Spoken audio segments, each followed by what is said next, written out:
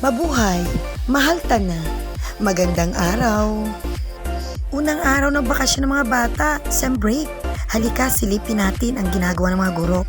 Dito tayo sa Departamento ng Pilipino.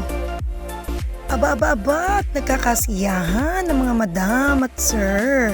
Pero guys, tingnan nyo, diretso naman ang kutingting ng kanilang mga gamit at talagang abalang-abala sila sa paghahanda ng IPCRF. Oh, diba? Asya, mga madam and sir, magkape muna po kayo para naman masigla maghapon. Ano naman kaya ginagawa dito sa Departamento ng Matematika? Whoops, silipin nga natin. Aba, teka, seryoso. Medyo parang sila ay nakaharap lahat sa laptop at hindi na mapuknat-puknat. Hi guys! Dito naman ako sa Departamento ng ESP, Values Education. Ayan. Silip, ayun, busy talaga ang ating pong mga kaguruan.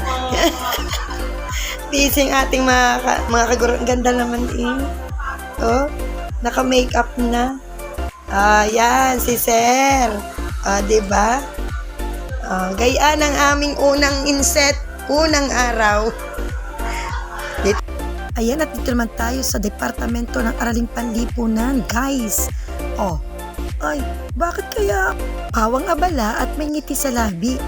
Napakasarap pagmasdan nila sa kabila ng kanilang pagod, hirap, hindi nila lintana yun yung mga nararanasan nilang pagod sa araw-araw. Diba, busy pa rin ang mga gurong ito. Sige, dumako naman tayo sa Departamento ng Agham. Yan.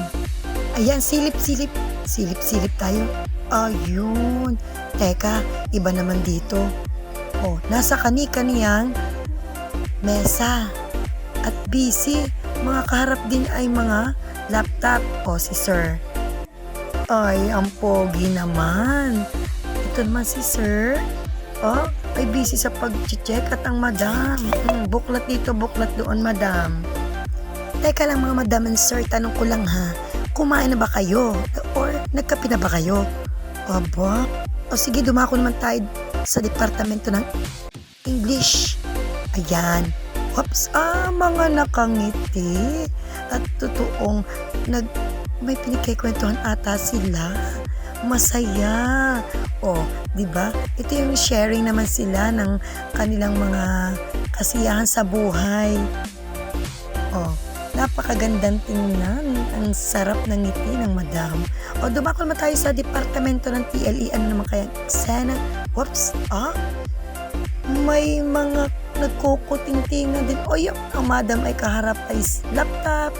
Buklat dito, buklat doon din ang madam. Nagpiprint naman ng isa, ay tunay na. Yan ang tunay na ang mga guro ay walang pahinga. Walang pahinga. At eto na po ang simula ng aming inset. Sinimulan po ng aming head teacher na si Madam Valen ang unang paksa at discuss po niya tungkol sa multi-year guidelines on result-based performance management system for Philippines Professional Standard for Teachers. Ito po yung aming laging pinaghahanda na sa IPCRF namin. Ito ay nasa memo na ng number 008 Series 2023. At sinundan naman ito ng panandaliang meeting ng aming principal na si Sir Alain A. Mendoza. Ngayon, sa unang araw na ito ng aming inset, tunay na napakahalaga at mabunga. Dahil wala kami naaksaya anumang oras para matapos namin ang layunin sa araw na ito.